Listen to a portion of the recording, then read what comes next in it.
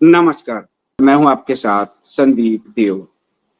उपनिषद में एक कथा आती है और ये कथा है मणिनाग की। उपनिषदों में है ये। और शेष नाग जो हैं जिस पर भगवान विष्णु शयन करते हैं, जो सभी सर्प के देवता माने जाते हैं, सर्प के राजा माने जाते हैं। और ये शेषनाग ही अनंत हैं, विष्णु हैं। त्रेता युग में भगवान राम के साथ लक्ष्मण के रूप में अवतरित हुए और द्वापर में भगवान श्री कृष्ण के साथ संकर्षण अर्थात बलराम जी के रूप में उनका अवतरण हुआ। शेषनाग जी का एक पुत्र है मणिनाग, उनका नाम था मणिनाग। मणिनाग भी बहुत विशालकाय थे, जैसे उनके पिता विशालकाय थे और बहुत शक्तिशाली थे। और मणिनाग भगवान शिव भोलेनाथ के बहुत बड़े भक्त थे। वो प्रतिदिन जाते थे कैलाश पर्वत और भगवान शिव का दर्शन करके आते थे। सारे देवता उनका सम्मान करते थे। भगवान भोलेनाथ बड़े प्रसन्न होते थे। किसी दिन अगर वो 1-2 मिनट भी लेट हो गए अपने समय से तो भोलेनाथ बेचैन होते थे।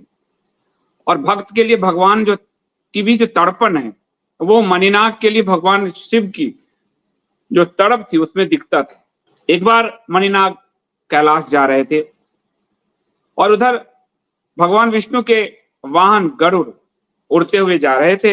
गरुड़ को अपने पराक्रम पे, अपने बल पर बहुत घमंड था।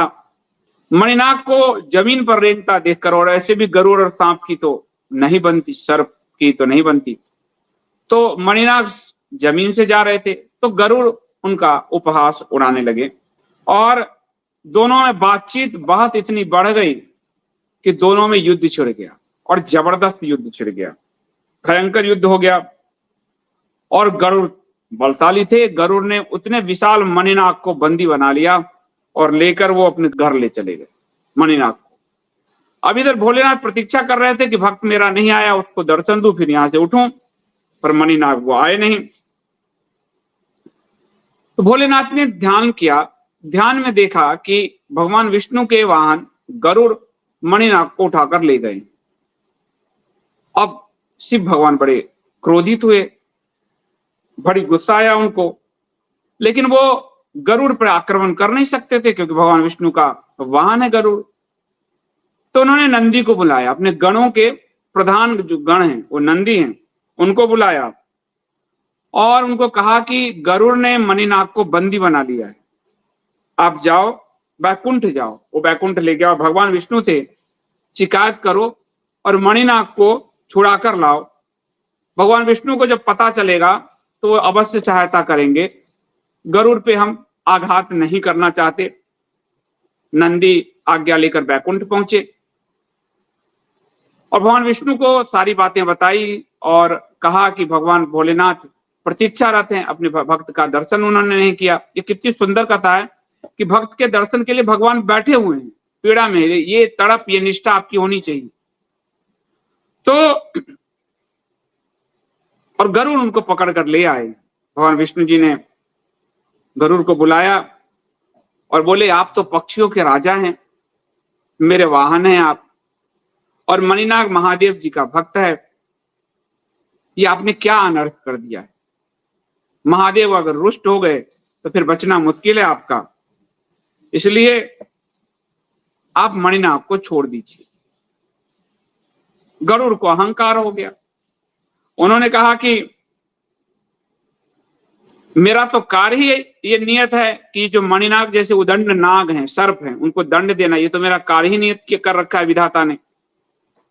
इसलिए हे प्रभु आप चिंता ना करें, महादेव मेरा अहित नहीं कर सकते और मेरी शक्ति के आगे कोई टिक नहीं सकता। और आपने भी तो मेरी सहायता से कई दैत्यों को परास्त किया है। आपने भी तो मेरी सहायता से कई दैत्यों को परास्त किया है। कई असुरों का मैंने वध किया है, अपने उस काल का ग्रास बनाया है।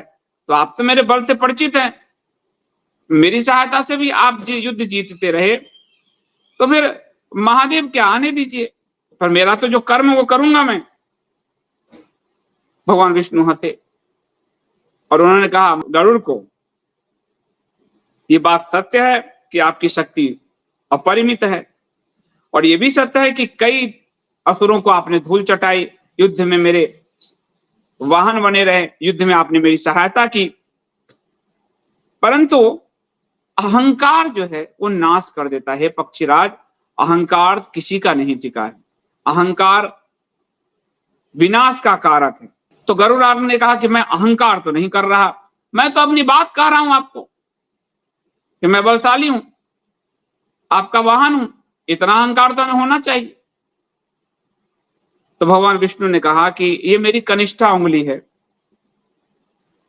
इस कनिष्ठा उंगली का भार मैं आप पे डालता हूं, इस भार को आप वहन करके दिखाइए। आप तो मुझे लेकर उड़ते हैं, तो अब इस कनिष्ठा उंगली का भार मैं आप पर डाल रहा हूं, आप इसको लेकर उड़ाइए, उड़िए, इस भार को वहन करके दिखाइए।